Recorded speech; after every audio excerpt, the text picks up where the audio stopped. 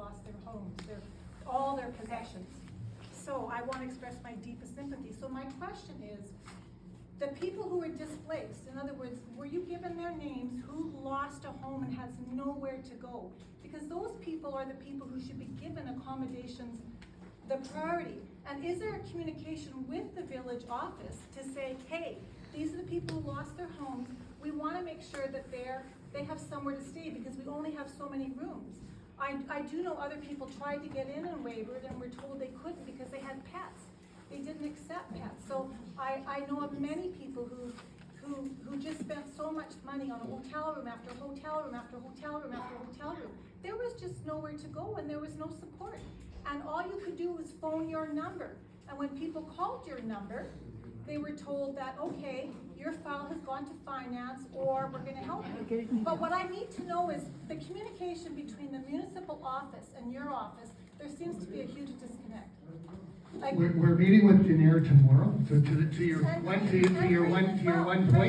one point about, you know, identifying individuals that have lost property, that starts absolutely, and we're slowly getting those names in. But there definitely needs to be a better communication to identify that, because that is part of the recovery task team's first role is immediate support, housing, whatever that looks like. I mean, we know that is a priority. I know that's still an issue right now, right? Yeah, absolutely, yes, absolutely. We're meeting with Daenerys tomorrow, and Devin is here. We're going to try to figure out what can we do in the short term. We have some options. What can we do in the medium term? What can we do until the community can rebuild? So absolutely, we're committed to helping with that. So we know that's an issue, whether it's short-term hotel stay for the next little while. Noel can talk a little bit about how the PDAP funding will help kick in, but then we need to figure out what is a little bit more in regards to the medium-term solution. Not asking about money. Okay, Can I hold ask on, a Dave, question? hold on. Gotta finish answering this fellow's question here. If there's a, Anybody have an answer to what day it was reported, the wolf fire? It was reported May 19th. 19th? Yeah. Okay, cause I got a picture of the wolf fire from the 22nd. I was out in the sky, except for the smoke and wolf. I drove by a couple of days later and there wasn't a goddamn water bomb or helicopter or nothing. Why wasn't there? Why didn't you attack that fire? It was small then, a water bomber could have put it out. Wasn't a raging ass kitchen fire, it was some small enough water bomber could put out.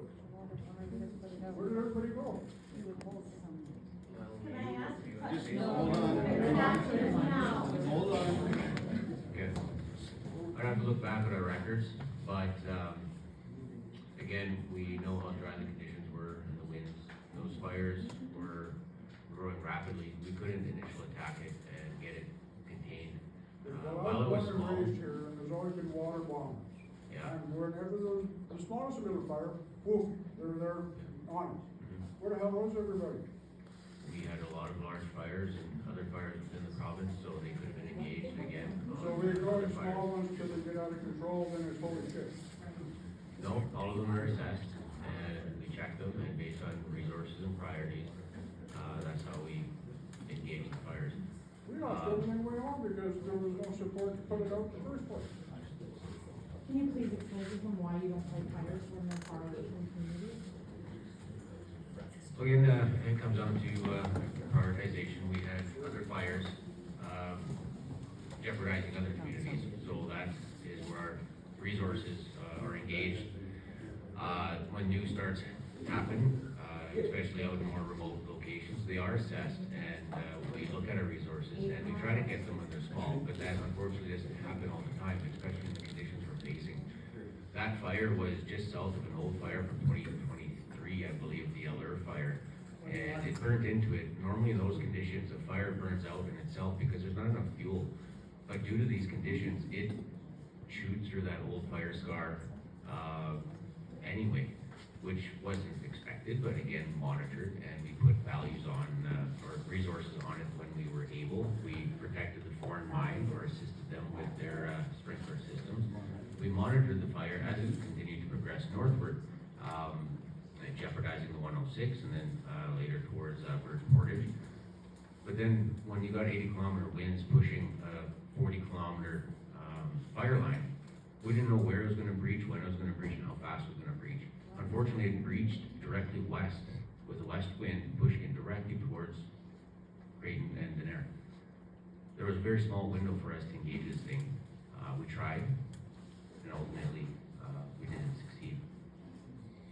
We did, although, protect other communities.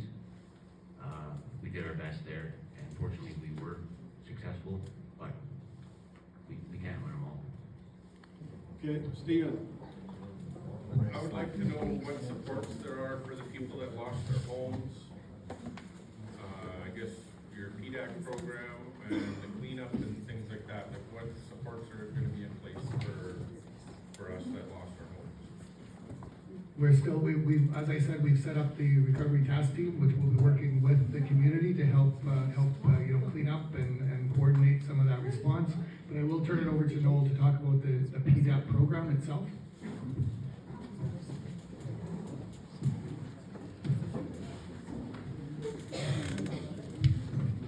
Yeah, so I fully understand and respect that maybe some of you are not quite at the what comes after the fire stage yet. And so we will definitely be happy to come out again at future meetings and, explain the program in what it is. But the Provincial Disaster Assistance Program, we are a subsidiary of a federal disaster financial assistance program. And it's put in place to help with uninsurable losses. So anything that couldn't be covered by a normal home insurance policy. Like something, give us what it is. So I'm getting there, just give me a minute here.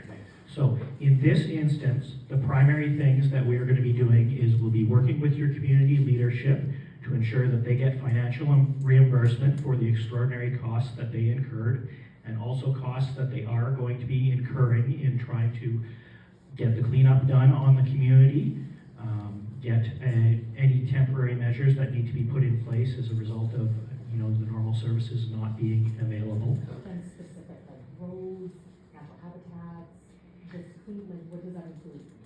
It depends what the community needs. So in this case, obviously, we're going to need substantial cleanup, right? And so whether that's whatever type of equipment the community deems appropriate to do that cleanup, if it's not within their inventory, they have to bring in dozers or garbage trucks or haul things away, do environmental remediation, that sort of thing. That's the type of stuff that we're able to get federal dollars through to the province and to the community to help pay for. So with that, like the destruction of the roads, the fire burning so hot, it actually pops cement. It's gonna, the machinery as it's moving in and out with the damage it's already caused, it's literally, our entire village is gonna need so they're prepared to put aside funds to recreate and help us build that back? Yeah, so the question here, for those in the back that might not have heard it, is regarding damages to municipal roads that are caused by the heat of the fire and that sort of thing. And that's exactly the type of stuff that we're able to fund through the Provincial Disaster Assistance Program. If So you don't live within a village or a hamlet, what happens? it's the same thing for RMs. RMs as a local authority are exactly the same entitlements as a town or a village. I'm 8 miles out. Yeah, I and pay so taxes to the ranch. if My you're road's in the there. RM of the ranch, then that RM would be responsible for repairing your roads and able to My submit the road's same good. claim through the PDAP program if there are those types of damages. Yes, Okay, SA so is paying for the bulldozer. so as far as the municipal side, that's exactly what we're talking about through the Provincial Disaster Assistance Program and the Federal DFA program, is rebuilding those roads and bridges and culverts and that type of critical infrastructure within your communities. And I know our staff have already been in contact with your community leadership. That has happened, and in case of Daenerys, we received correspondence on Friday. They're well along the process to getting that funding flowing to the community. And so those interactions are already happening. Is there financial restrictions on what you guys have to Is there, available? So the question is about financial restrictions or limits. And in the case of municipal damages, there is no financial limit to what the federal government is willing to backstop in a disaster situation. And so that's obviously very good news. effectively, the process is an adjuster, engineer, appraiser as appropriate to the type of damage goes out, visits the property, does the assessment, and makes recommendations to the local authority on what's appropriate repairs for the type of damage that exists. And then that cost reimbursement happens after the local authority does their repairs. There's an advance process if they need funding in advance to get the work started. It's a fairly comprehensive federal provincial program as far as rebuilding. Thank you for that, but what about the people that lost their homes? How does the program help us? Yeah, so on the personal side, the main benefit that's available through the Provincial Disaster Assistance Program is that extended displacement assistance. So a lot of your home insurance policies will only go 30 days, and then you'll cap out your home insurance policy. And so the Provincial Disaster Assistance Program is available to backstop beyond that 30 days. And so or if you're still being supported by displacement, I imagine some of your friends and colleagues are maybe still in hotels in Weyburn or whatever the case may be. But when that assistance expires through our emergency response teams or through the insurance policy or Red Cross or however they're being supported, they're able to receive an application to the Provincial Disaster Assistance Program from their local authority. And again, those local authorities have been contacted by the Provincial Disaster Assistance Program, so they are able to have applications. Some choose to put it on their website, some just do paper-based in the town hall. We haven't had a chance to meet yet, so I'm not certain exactly how they want to handle that locally. But regardless, you fill the application form, you provide evidence that you've used whatever insurance resources are available to you in terms of displacement. And obviously, nobody's going to rebuild a house in 30 days in Saskatchewan. Like that's just not going to happen. So this program is able to provide up to 6 months of displacement assistance, or up to a maximum of $30,000. Now, the 6 months is a soft deadline, so you can apply for extension to the 6 months if you're not able to repatriate. I mean, that puts it about the middle of winter in Saskatchewan. You're probably not done building a home in the middle of winter. 377 homes, right? Not just one home. That's correct, and everybody that's lost a home is entitled to apply and receive that same extended displacement assistance through the Provincial Disaster Assistance Program. Or is it other insured items? And is there a tax on those? So this is a displacement assistance. So it is With a cap. it is for you to continue living. You, under the Provincial Disaster Assistance Program, get to choose your own arrangement. So some people it'll make sense to be living with friends and family and receive a stipend that way. Some people it will make sense to rent a place temporarily. And again, that would be supported, or they may choose to stay in a hotel. There is a hard limit on it of $30,000 though, so the more expensive living option you choose, the shorter period of time, obviously, that's going to be able to support you for. So it doesn't include any other uninsured items? So there is, you'd have to give an example of what uninsured items you're thinking about. Personally, Everything.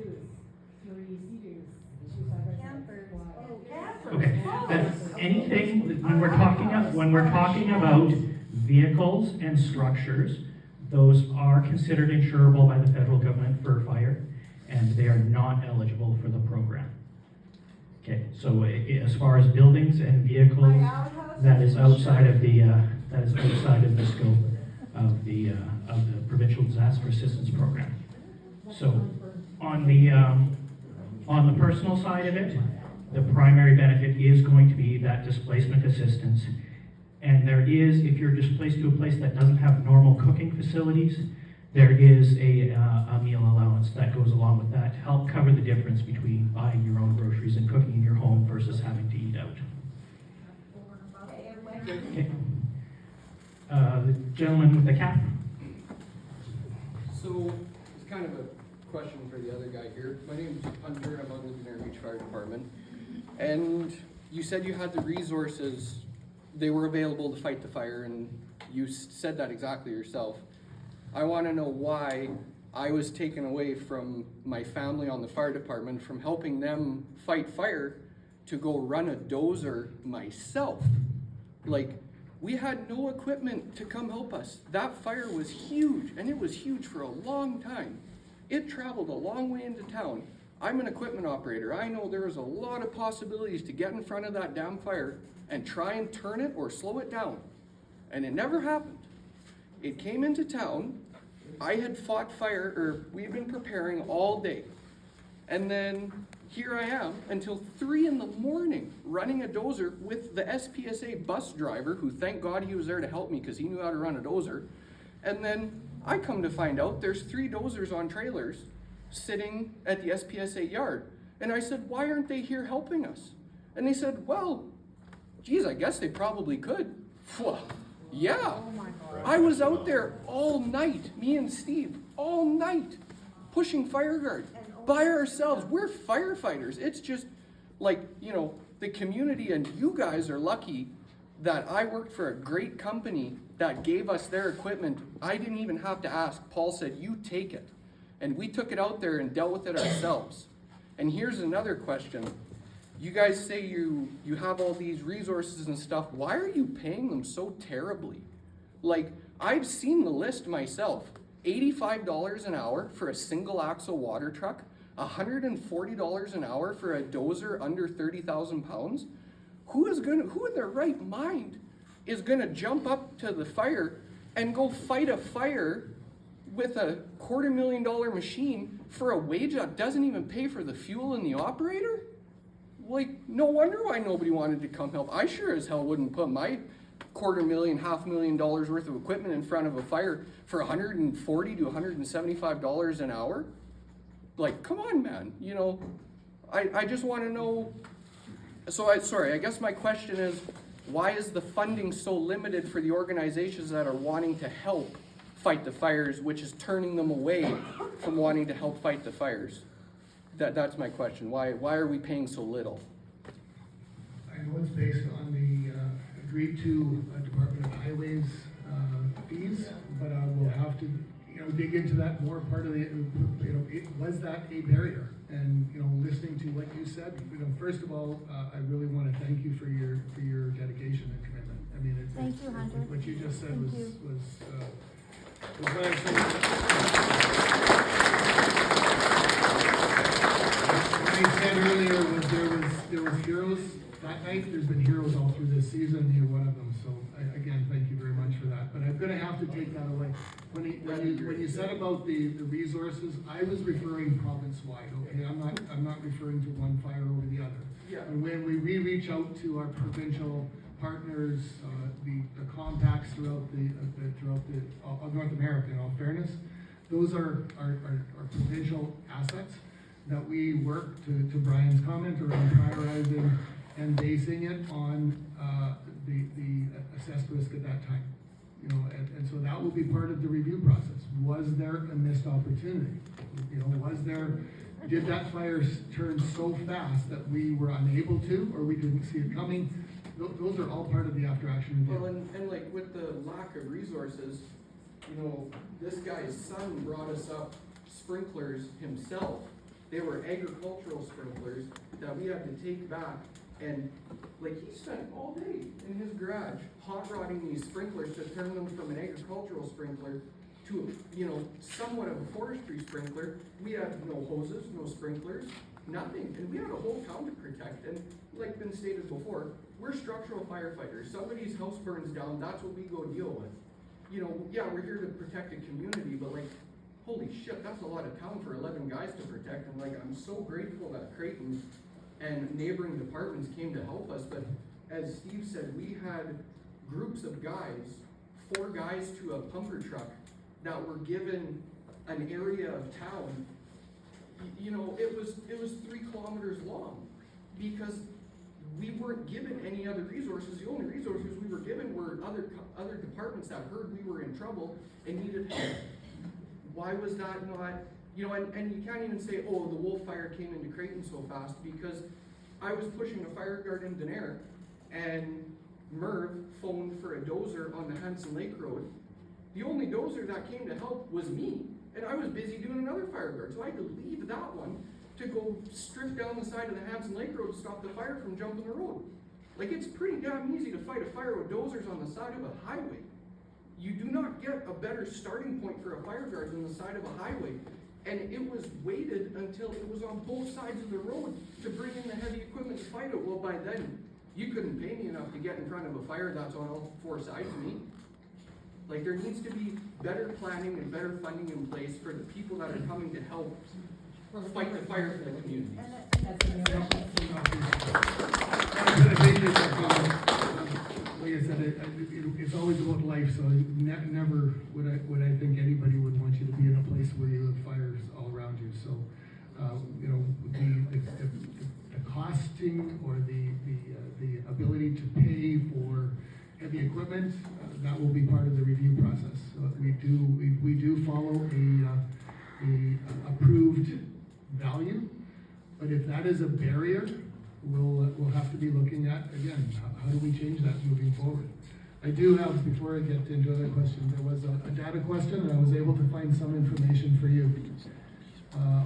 And this may have changed, but this was as of the 17th of June.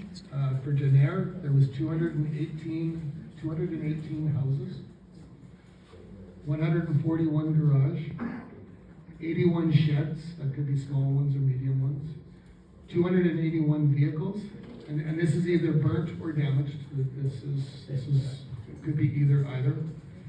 I've got 18 cargo units. It doesn't say what the description was. 149 boats, 84 trailers. Those are the small cargo trailers. 107 ATVs. 86 sleds, 54 RVs, and we also have a category of 55 others. So those are others values that don't fit into those other categories, but there would be notes in the report, but I do not have those notes. But that breaks down the categories. Okay, so is, just to clarify, is that just in the village of Denair, or does that include, everything that was consumed by the Wolf Fire? So that would go all the way basically to Creighton as well as Birch Portage? Or is that just in Denair Beach? It's classified in the report that I have as Denair Beach, but I will have to go back and look at what those boundaries are and get back to you. So that I don't have in front of me. So that's just for Denair. So I think it would be good for everyone to know, eventually, or in the short term at least, is what total was consumed by the Wolf Fire, because that would then include up to Creighton, it would include Denair, and it would include all the things that I think most of the people feel was preventable by this Wolf Fire. That will be a roll-up. We included approximate value as well, which we don't have at this point in time, but we are working on that. A value doesn't take away. It doesn't demonstrate the true value of a person's house and their life memories and everything that goes with that. But we will look for a value for insurance purposes, or at least for a fire commissioner report purposes, and then the insurance aspect is outside of that. So that is in process. It's not completed as of yet. The reason I find that this is an important question to ask, everyone who's lost something, they know what they've lost. We need you guys to know and understand a solid number of what a loss is. Because when you say, oh, there were losses of values, that's just a sentence to you. To these people and everyone not able to be here, that's their lives. And so I think you need to be accountable with an actual number so that you and the media and the rest of the country knows what those losses are, and it's not just a gray answer. It needs to be a black and white answer of the size of this devastation. Absolutely, 100% agree with you. It's a requirement. It's a requirement by law, but it's not completed as of yet. But these are the numbers that when we sent our verification teams in, they went into each property, and we call them values. But you're right; they're much more than values. They're houses, they're people's lives, there's people's sleds and ATVs. So absolutely what I hear. The report is not finished yet. It takes time to do the assessment and get an approximate value, but absolutely that will be rolled up at some point in time in the near future. Thank you. Okay, next question was Right there. There's two people here who have been wanting to say something for about half an hour. Yeah, I'm trying to get Yeah. around to I'll them, just sorry. Just one side note, it's not just homes. I know people that lost 7 generations of memories in their homes, collection. I went to Saskatoon and I was refused by Red Cross and they deferred me to your department. I applied for your app, never got a response. Got no money, no support. At least Red Cross had something set up in Saskatoon at a center. Did you people have any centers anywhere for us to go to? We had individuals in Prince Albert and Regina, and then, but not in Saskatoon. Why was there no communication on the app or with the town to go to the center and get some help? That was obviously a miss. Yeah. Okay, Okay. fellow right beside you, I think you were up with a question, weren't you? No? Okay. Dale. Oh, Dale, where? Yeah, I'd just Okay. like to clear up that timeline of that bullfire. Like the guy said, preparedness. They could have had time to put something up. Well, I was on the phone with SPSA the night previous, before it hit town. I was in it. And I was talking to SPCA and saying, yeah, it's coming. So, if there's shorter resources, well, I guess that's where we are. But they did have time to call in for more from the time I was on the phone with Lorraine at 10 o'clock at night. I was in it This previous. is Dale Holmgren, who sits on council for Denver Beach. And I'm the one who had to tell him that that fire was 1.5 kilometers in Yeah. from his cabin. Yeah, so, Nobody I else, mean, no leadership did that. if you say, okay, it's the end of the game, but at least man up in the morning and try. Our firefighters had to face it with the help of Creighton and whatever resources you handed over at that point. And all the stuff they said about previous to that, that's also true. That we didn't get the resources, we didn't get the authorization for equipment. I had equipment taken from me on a dump fire that, sounds trivial in this, but a dump fire, we've had it, it could smolder for years. It's just things like that. But the timeline on that wolf fire, absolutely, drop the ball on that, because when it hit the burn, that was the time to, at least try and effectively soak it down before it got to new fuel. And here's experience, my whole life, in Denver Beach, I thought it was a wives' tale. If it hits the north, we're doomed.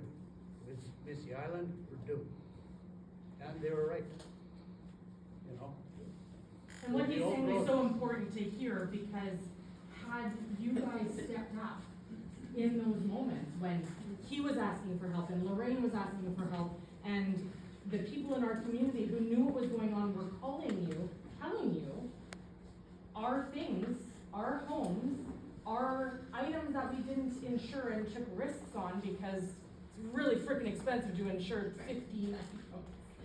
Those are all gone because you guys dropped the ball. So I slightly appreciate you saying, yeah, we messed up here and we messed up there, and yeah, we didn't get you guys funds after. And when are you stepping up? When are you going to step up for us in Denver Beach? What are we going to see? Yes, lives are the most important. We're through that. We're safe. Now we want to see action in the forms of funding, support systems, making sure this doesn't happen again. We want it in writing, and we want it fast. And And we want accountability. why don't we just go back? I was 14 years old. They'd pick you up and take you out and put out hotspots in a remote area. Fire Like tower. they used to put out fires. Fire started, they put them out. Now we watch them, and through this process, we've learned that, it's called values. There's nothing of value in there, I've been told so many times. I lost a 200 square mile trap line and the north end of one of the most beautiful lakes. So don't tell me there's no value when that fire's creeping through. That fire was allowed to go through primary and secondary timber for a long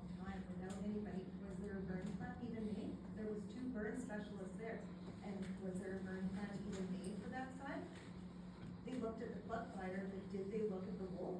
Because that side is workable, and I know it, I've watched it Well, for we've been years. confirmed. The fire was called in on the 19th, 4 and evacuated on the 22nd. And that's a long time between then, when it was originally called in and when we had to evacuate. So the 80 miles, the 80 mile an hour wind didn't go all the time. 80 kilometer, there was lots of wind, but not all the time, you're right. So if we are evacuating the mine site, then I think we have the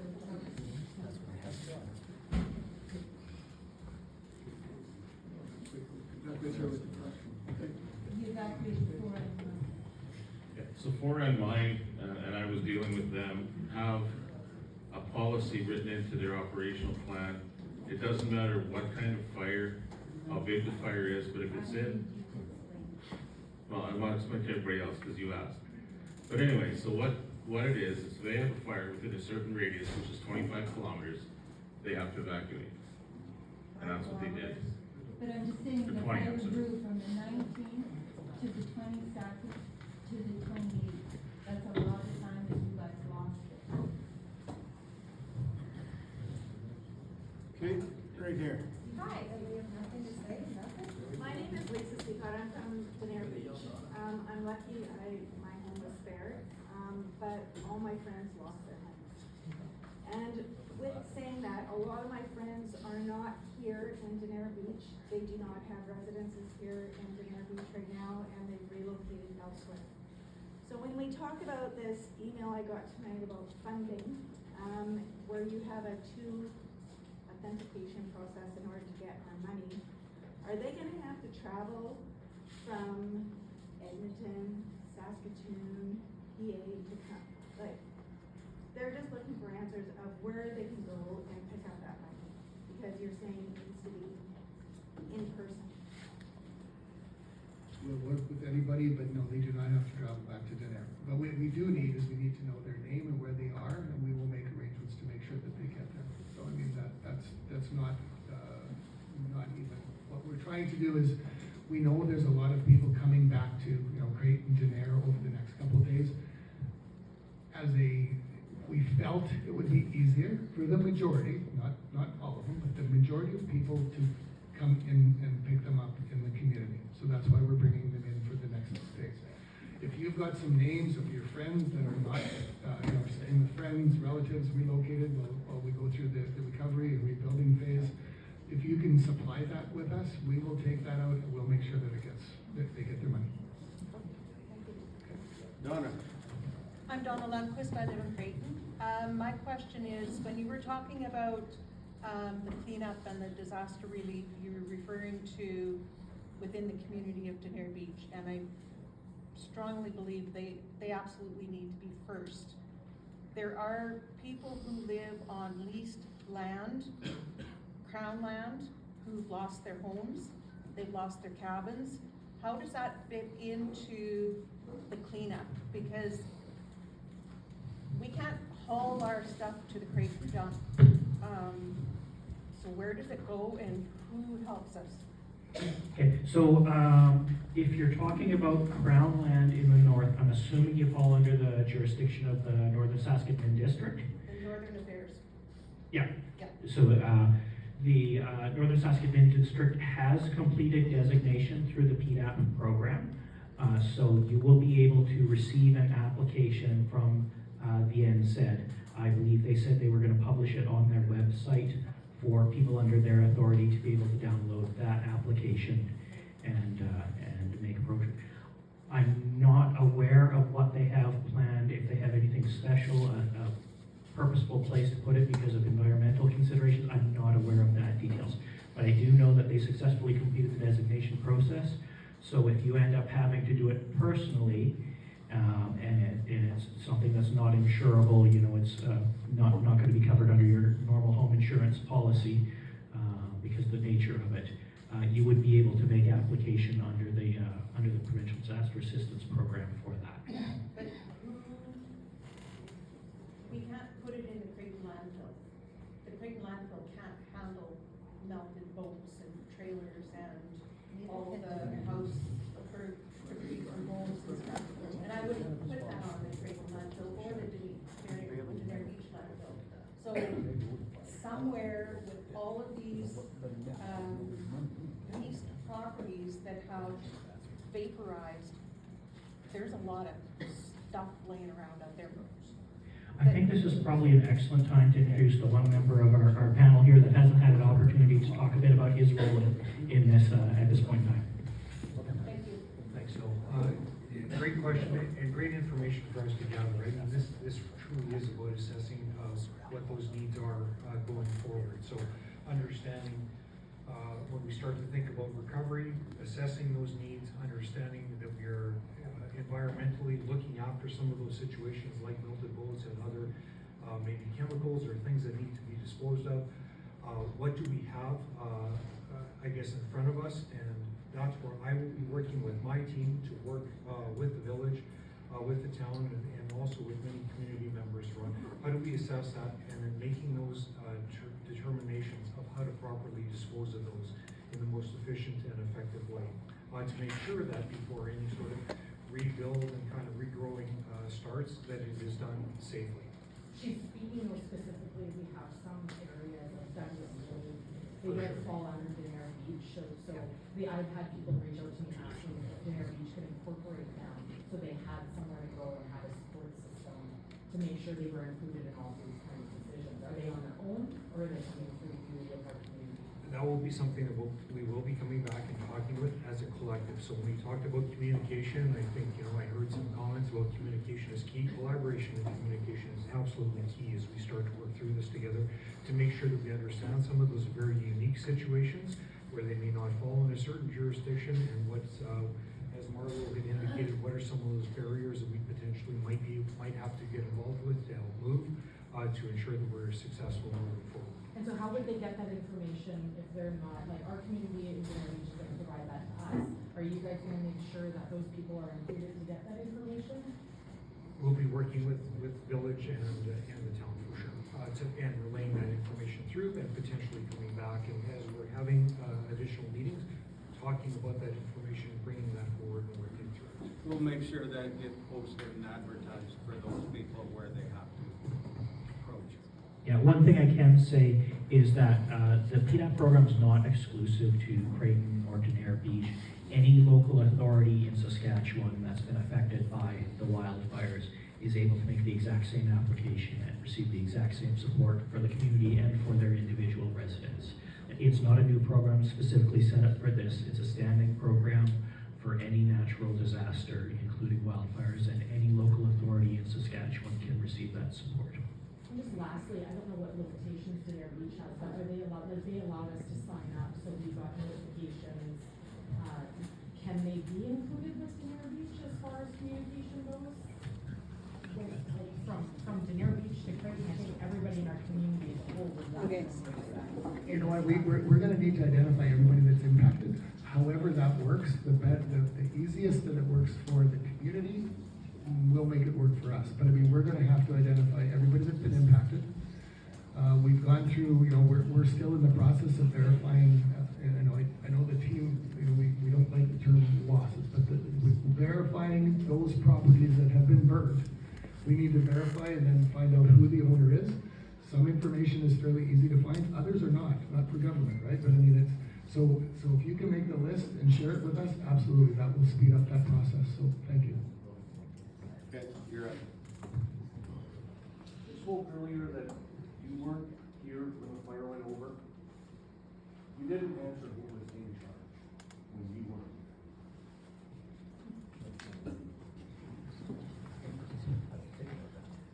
That gentleman was Robert Berry, who's a counterpart who works in the same branch as I do. Steven? So you guys do morning flyovers assessing the fires, is that correct? Like the choppers that you guys have in the schoolyard, you guys do a morning or a daily assessment of the fire from the air, is that correct? Yeah, there's daily assessment, there's also bucket operations and crew movements with those helicopters. Yeah, so on the daily assessments, who's on that? Is it the Flin Flon Fire Chief and the Creighton Fire Chief? Is that? No, it's the operations section chief, but as, Bruce will acknowledge, I have provided, him an opportunity to have a look for himself to take to, council when he requests it. Throughout the fire, the other fire chiefs were taken on the choppers to assess their areas, like Creighton, Flin Flon. Denair was neglected that way. Why was our chief not able to fly to assess our area and what's going on and where the fire is and what our threats are? Well, he shouldn't have been, but I also, I held off the stuff and provided, flights for him when he's asked for them. I don't know what happened, but earlier on, but I have provided him, when he calls me, we've made arrangements for him to have a look at the fire. Okay, at the back there. Okay, this is for disaster. And it's not mine, it's a friend who lost her home. And she was wondering. Could you, excuse me, could you move up closer? Oh, We can't sure, hear I you thought back I there. allowed this. Okay. Question is from my friend from the Nair who lost her home. And she's wanting to know, and I know you mentioned with the disaster relief, that it's mostly for displacement, but is there a process for accessing funds to address uninsured things like people may not even be thinking, but landscaping, replacing their lawns, replacing their paved driveways, planting trees that are no more, like, is there assistance for that aspect of a person's land? Unfortunately, no, there is not assistance for things like decorative items or lawns or that sort of thing through the Provincial Disaster Assistance Program. It's very much an essentials for life and livelihood program. So if it's not like a bare bones essential, it's not going to be able to be covered under that federal provincial program. Well, in our lives, we tend to collect a lot more than bare bones essentials. You know, What about a house? That's a bare essential.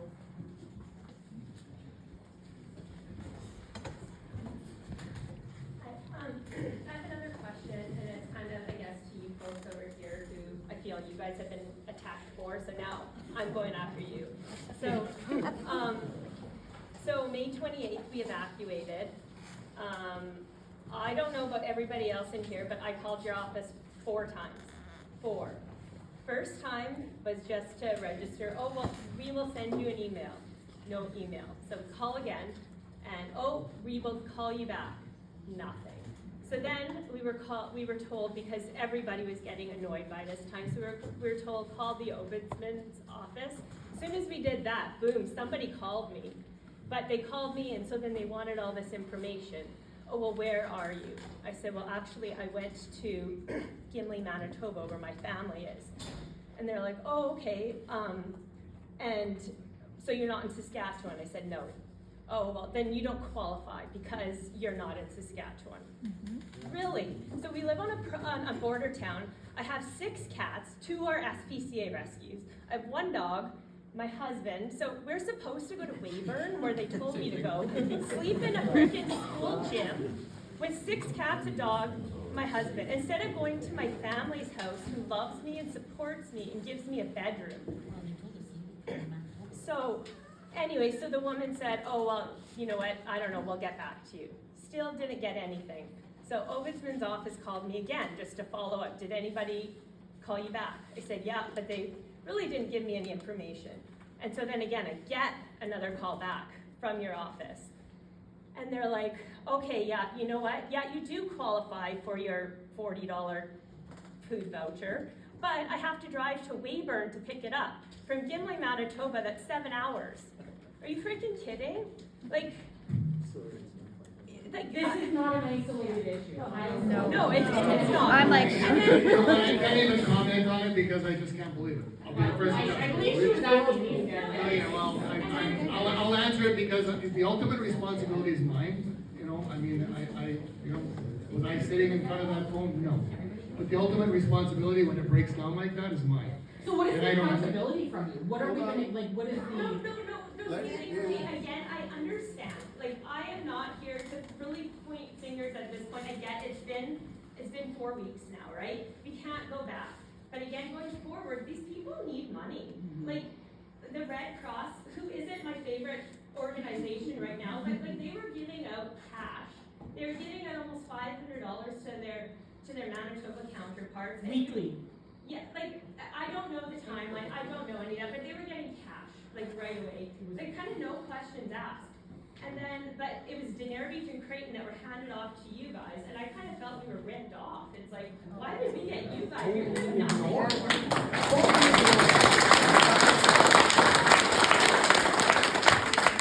You know what, we own that. And we own it, plain and simple.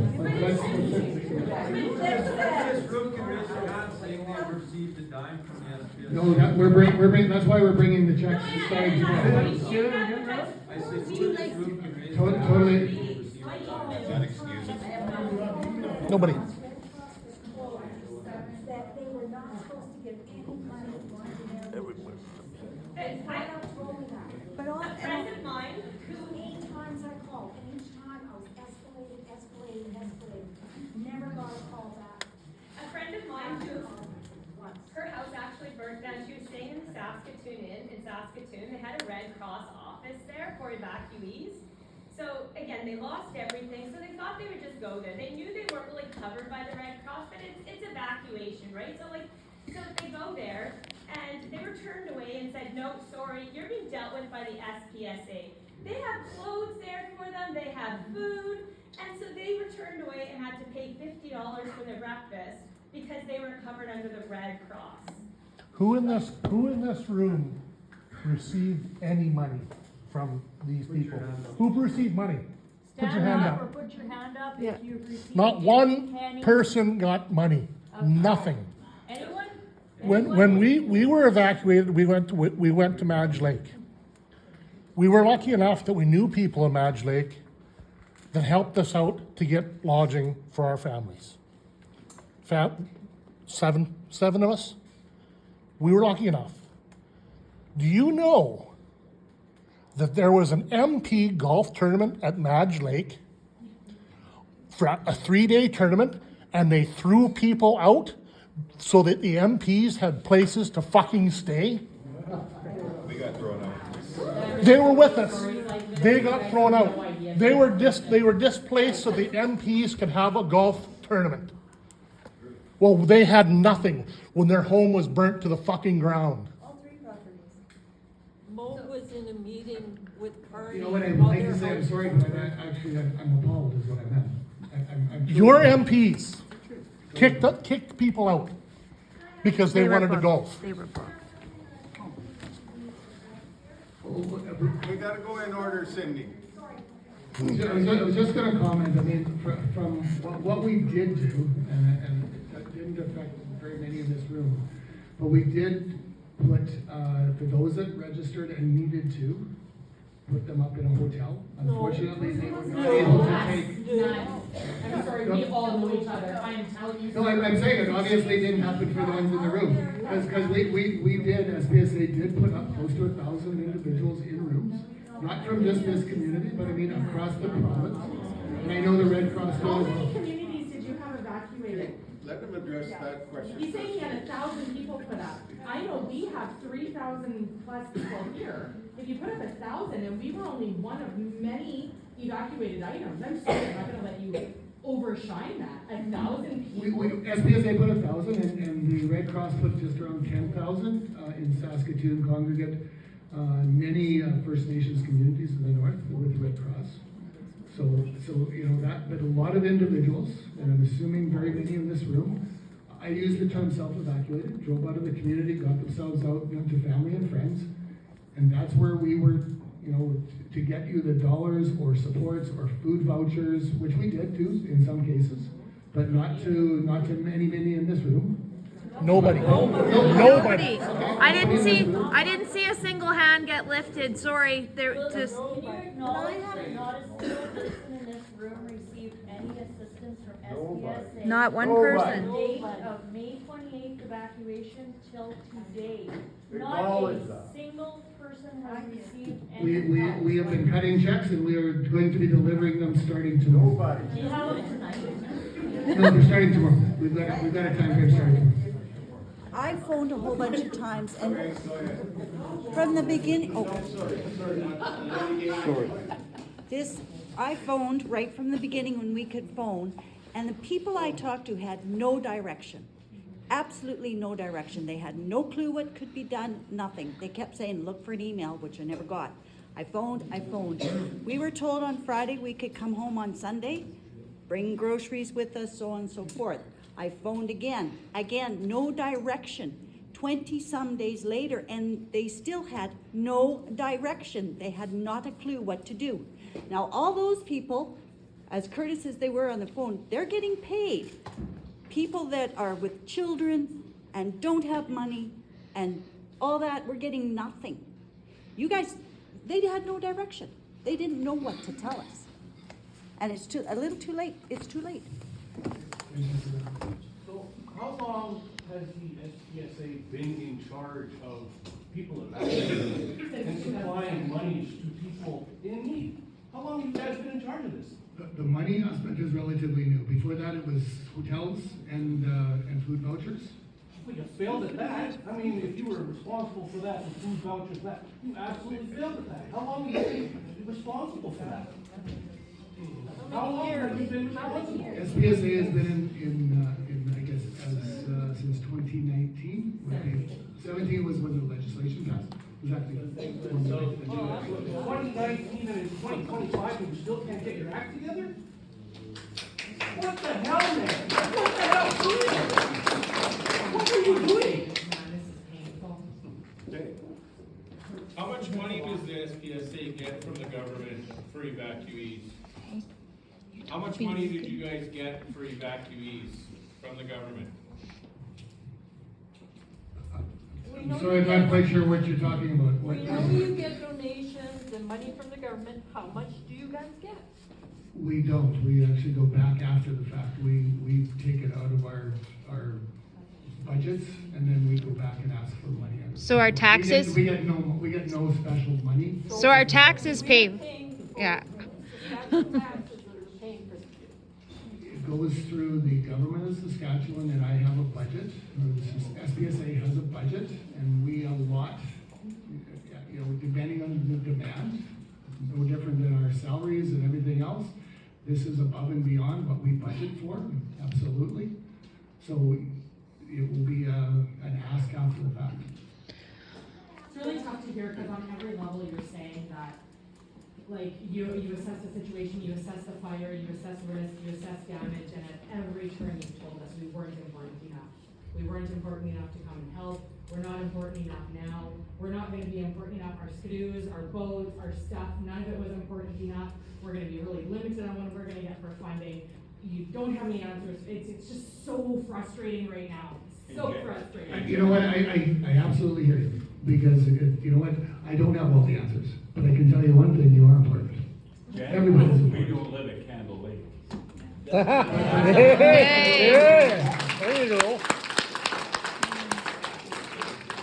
Well, Scott, most cronies do. My name is Michelle Lacrosse. I live in Creighton. I hate speaking, and I'm pissed off. So here it is. Like my husband said, how many years has SPSA been an organization? You said 2017, 19? So give or take 2,912 days, and you guys are still trying to figure this out. This is beyond unacceptable. There are people still waiting for a phone call for any kind of assistance. That's sad on all parts. That was all that I really needed to say. I'll go sit back down and wait for a phone call. By now, I'm sure you have my number. Thank you. Sydney. If I'm hearing you right, you've been in charge of this really since 2019, correct? Is this the first year that there's been this huge disconnect? And if it is the first year for this huge disconnect as far as giving funding to those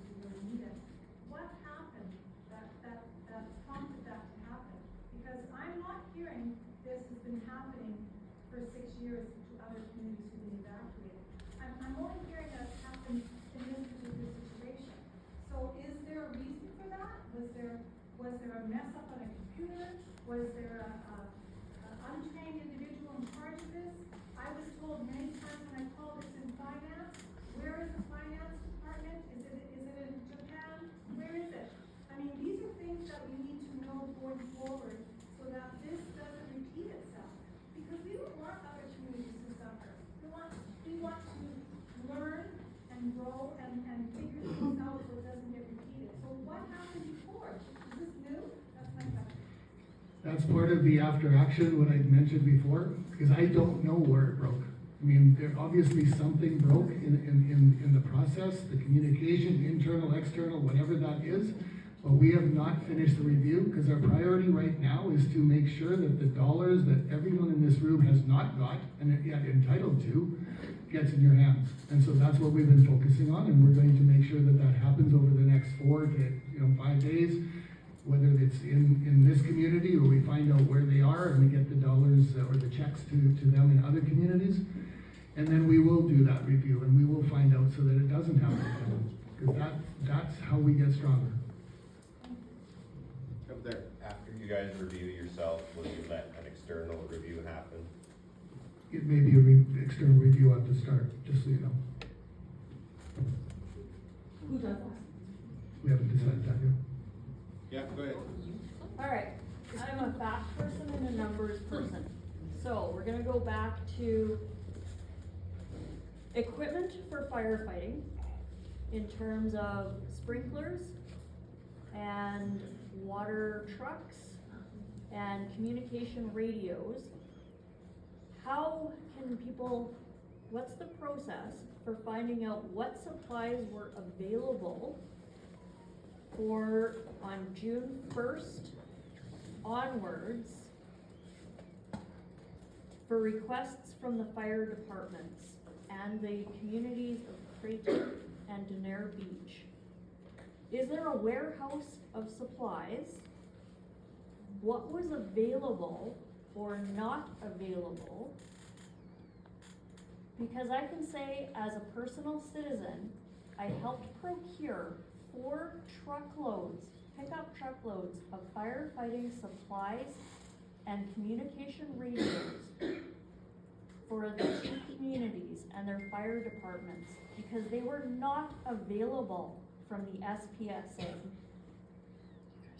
So the question needs to be asked, was that firefighting equipment available? And where was it? And why was it not made available to our communities who were volunteers on the ground and volunteers in the community? Our fire departments are not paid. The majority are volunteer people. So how do I go about, or who goes about finding out where that equipment was and why it was not available, yet me as a private citizen was able to procure those equipment? I'm just a little bit more did you know, or did you really not know? Do you need more stories like this? Like the guy who called my husband to go to his work to find attachments for nozzles they didn't have. There's Joey Werbicki is here, his entire shop was looted. There's frickin' every single person in this room can probably tell you how they pulled together to try to, on every level. I was in the kitchen cooking. I stayed 2 extra days to cook for our firefighters. I was hoping to never actually evacuate, which ended up not being my story, but everybody has something in Denair Beach for sure. I'm sure Creighton has the same stories. Are you aware that that was what was happening? When we were asking for help, we're proud people. We are very educated, successful business owners who came together and barely kept our lives, and then it just got shit on and shit on and shit on some more. Like it's just so bad. Are you honestly not knowing any of that? That's part of the review process. Oh. No. Did you know that? No, I did not. Do you want more? Because I would Absolutely, happily get this that will be part of the review, absolutely. But how do you know that? You don't necessarily know that. I was in a graduation in Alberta and spent my time trying to find problem with the fire department because I was in Alberta and the mayor brings them in. How can you get to know that fact if I didn't stand in this room and tell you?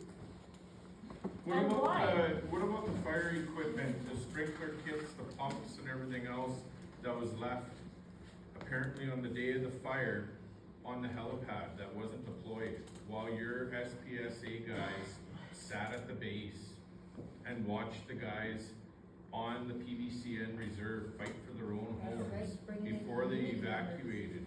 Not even. And the sprinkler kits and the pumps were left on the helipad, not deployed. Okay, he hasn't even had a chance to answer that lady's question yet, and there's 3 more. Let him answer one question at a time. Sorry. Those, I wasn't aware of that.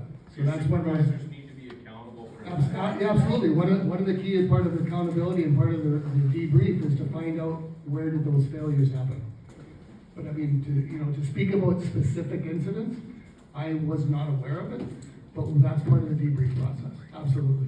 John Juvenak and a group from the reserve there were the last ones in the community. Well, the SPSA, everybody ran. Addison packed his bags in his car and drove away. And those guys were still working. And you know, when he came in and got the equipment, he said to me, I said, John, what are you doing? He says, getting gas, pump and hose. I went to go and get that pump and hose. Some guy from the equipment that I had assigned, those 10 guys that came in from Nova Scotia or wherever they were from the east, they were doing equipment because that equipment girl was not up to par. I had to take them from a fire and put them in an equipment building. They got him equipment and he asked me, why are these people just standing around here? I said, I don't know, John. After that, when they all got pushed out and the guys were all told they had to leave, there was one guy who stayed in our community, Mark Kretzer, and he went over to 7th Ave and put out 6 fires that popped up that night. Our whole community would have went. He's not going to be compensated. He went after that. He took pictures of every single home that burned, tried to find them. As he stayed in a community filled with smoke, there was no resources from you guys. There was no help. This was another local guy who put his life on the line. And is he going to be compensated? Can he be compensated? I don't know. I'd have to look. You guys, you know, Brian, you told me that I had people's lives and resources on my hands if I took that job, and look what happened. When you gave it to somebody with no experience or little to no experience, look what happened to all of us. He's responsible. When you guys get to that meeting tomorrow, there's going to be Dale Holmgren, I hope Lorraine is there. There's going to be a lot of people from our community. They know what they're talking about. We all have remote spots. We know that lake. We knew the bush. We knew the town. You guys need to listen. When our people are calling you and specifically telling you what we need you to listen. When we're here and we all show up in these kinds of numbers, we need you guys to be hearing us wholeheartedly. Just put yourselves in our positions, please, for 1 second, while you're making your decisions, while you're thinking this through. Think of how you would feel and what you would do. And there was also, I can't remember, I don't know if you know, Steve, there was a Facebook post made, I can't remember if it was right before the fire or right after. They said, we need people here, we need somebody to help. I don't know how many people, there was like, I think about 100 people that had said, we'll come back, we'll come help you guys fight this, or you'll clean up. And then there was another post made about 2 or 3 hours later that said, oh, sorry, you have to be a certified firefighter to come up. There were so many people that wanted to help. They were like, let us back, we'll frickin' help. And they weren't allowed to come back. Why was the evacuation mandatory when especially 90% of the bonus or the good stuff happened was all volunteers and people that stayed behind? And you wouldn't let other people come back that would have helped and could have helped. And it's still happening. Oh, I know. I came home Thursday. Yes, I live out in the Hanson Lake Road. They put sprinklers on my house. It's not my cabin, it's my house. They didn't go back and check. I came home early because I'm not evacuated from Creighton. Thank God I did. Friday, the fire started across the highway from me. Nobody helped. You stopped Creighton Fire Department from coming out to help. I put it on Facebook. Somebody come out and help us. Bring something. We can't get the sprinklers going because the pump won't start. They took the fuel line. I talked to 911 for 40 minutes. I spelled their names. I gave the names. People from Danair Beach came out and helped, got them pumps going, saved my property. I had a fire guard built because we were terrified to lose everything we had. It's still going on. Not that I'm sorry you lost your stuff at Fever. My house is saved. I'm sorry you lost stuff. It's still going on. They're not looking after us. The fire guards actually, there's actually, is Paul being reimbursed for that stuff? Is he being paid for the use of all of his equipment? I'm sure he'll figure it out after the fact, but I think we've they been signed so damn busy that we haven't had a chance. It'll get figured out, Okay. it will, but we've just been too busy doing everybody else's I just job. know there's resources, like I know Multi-Creek sent in their water truck that, Ryan, did you not grab a water truck from Multi-Creek? One other thing that needs to be addressed with SPSA is, I was at Danair Beach, I was on the front lines. When we evacuated, we went to this vortex. There was disarray of all the different organizations that were on scene, of what was going on. I'm sitting there as a volunteer fireman with my group of 10 guys that we have here. And then we watched 2 coach buses of SPSA employees get loaded up and hit the road. And we're left there without answers. We rally back at a house in Creighton, and we don't know. We just watched all the provincial support jump on the highway and leave. And we're discussing ourselves, well, is that fire now approaching Creighton? Are we evacuated? We couldn't register ourselves as being present in Creighton at that point because there was nobody to register with. So we were unaccountable people sitting in this community, watching the provincial support go down the highway and not sure what to do, with no communication being given through our chief to us of where we fit into this whole thing. Again, the leadership failed here. And the road was good enough for you guys to Yeah, I was up there understanding that our ERT were still there, but if they weren't, or maybe they were, I don't know, but I mean, that is part of the after action review. But I was of the understanding that our ERT were still, when they left in air, they came to Creighton. The ERT was there. They told me directly that there was a failure in the incident command system, and they're restructuring their incident command system, is what they told me directly. And I went to do it for answers. But the visual. So the ERT were still here, but there was a breakdown, is what you're saying? That's what I was told. Okay. And not one person that was involved with the Danair Beach fire was around that I could see. I think Barry was, but he was the only one. Sorry, I didn't catch that. Robert Barry was there, but he was the only one that I could find that had anything to do with the Danair Beach fires. Okay, thank you. Over here? Yep.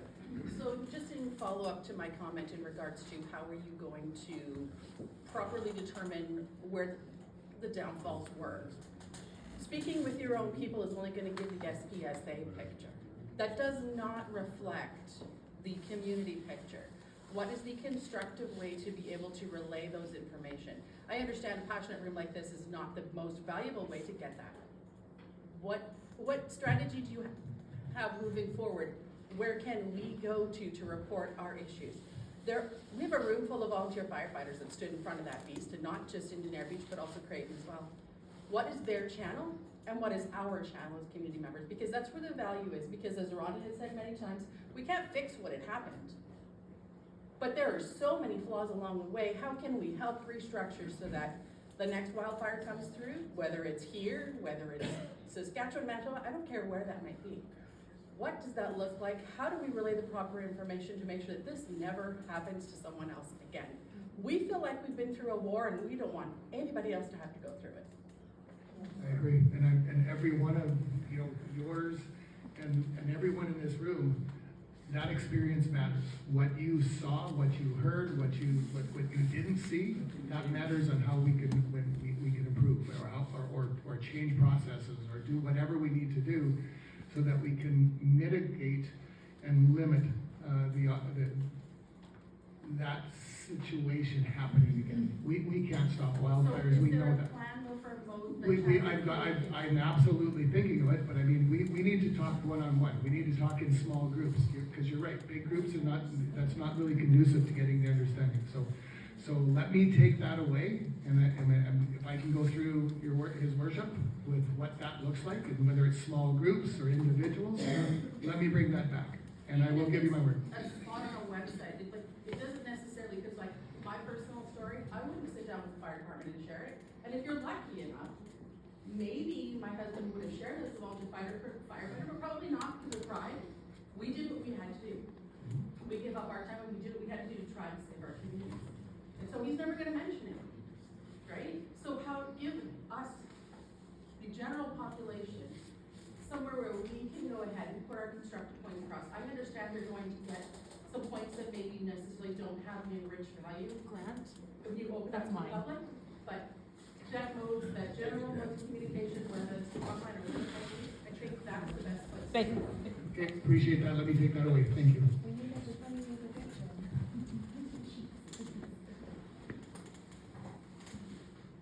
You have Go ahead, special Ben. services, sorry, we have special services set up for the firefighters, because they're gonna need help. We have a lot. We have CISM, we have a number of trained individuals, we have individuals within Lorraine, do within you know what SPSA. is better? And we also have contract individuals, so we will definitely support anybody that needs it. We've got to support our firefighters, but also a lot of the volunteer firefighters. We can definitely, direct them, A absolutely. lot of them aren't gonna talk. Well, they don't have to talk to me. I mean, No, not to you, but they're gonna need help, and they're not gonna be freely willing to talk. okay. There is a way to do, there is a mechanism that we can do, and let me take that away as well, because I can tell you from my experience that there are ways of supporting individuals that don't want to, and in all fairness, you can show, I'm gonna use myself as an example. I mean, I've been through a couple, incidents where I have gone and I've walked away from CISM training because it wasn't ready, I was not ready for it. So it really does come down to an individual choice, and knowing that sometimes you need help when you don't think you need help.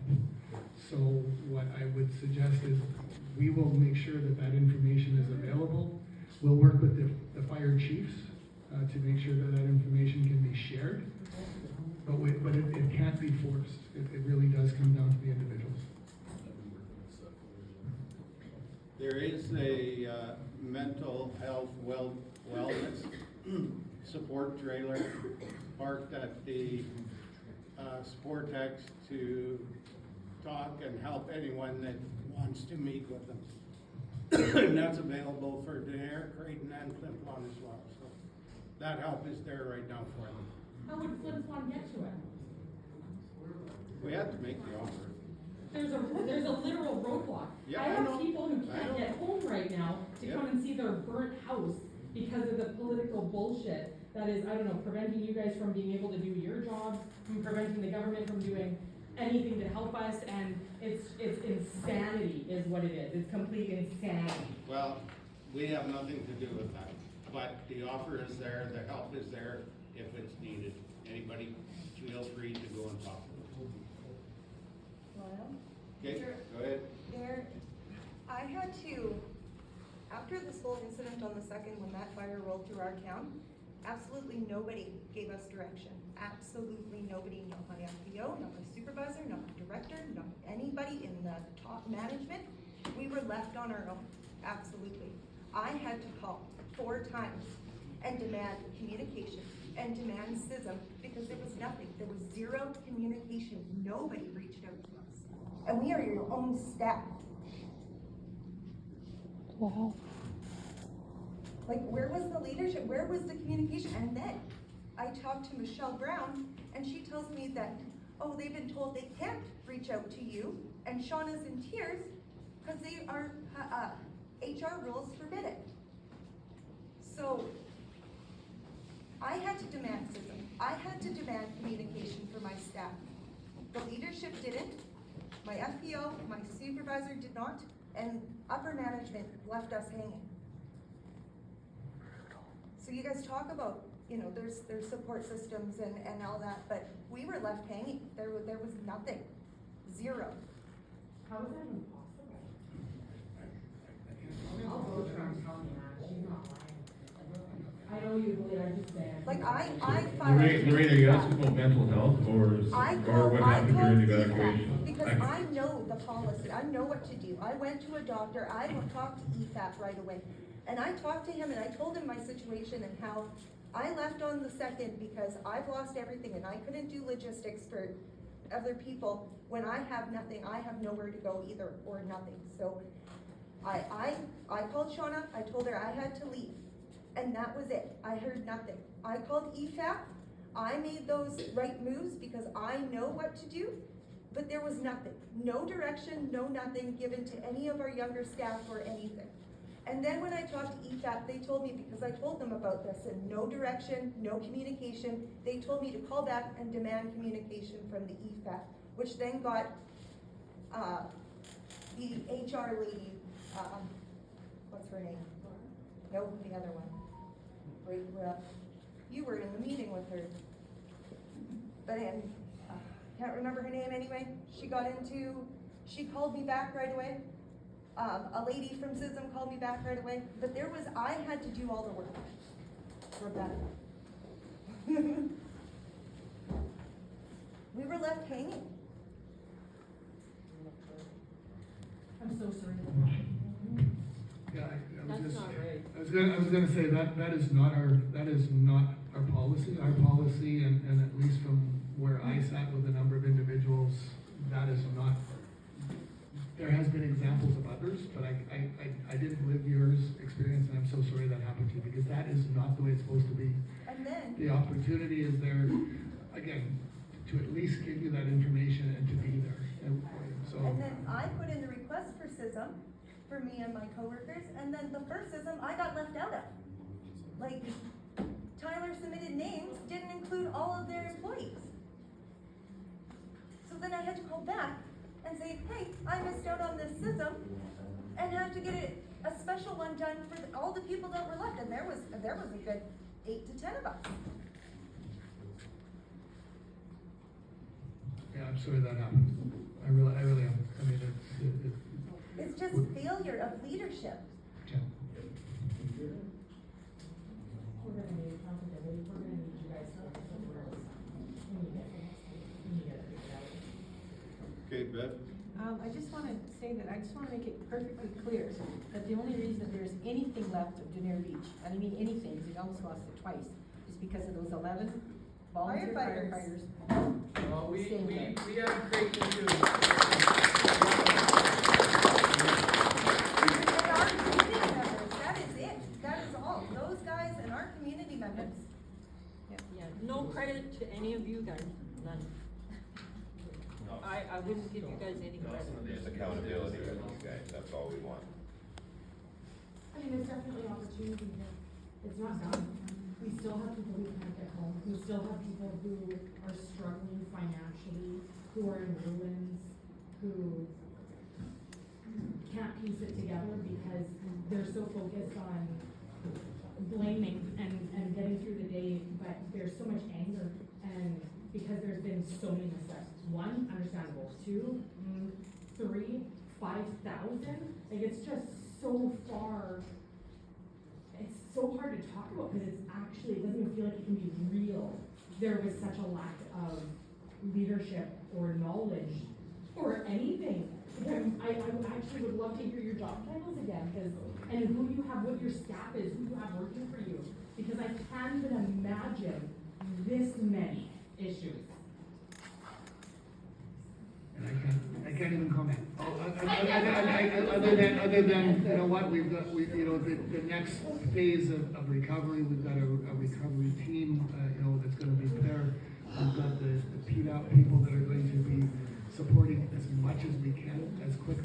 can. It's not gonna support us though. Like, I'm sorry, my insurance is gonna cover all of those costs. There's so many of us that have stuff that wasn't insured because you take the risk. My husband and I lost over $200,000 in machinery because we could lose one and we would be fine. But to lose it all, how many people in our community lost it all?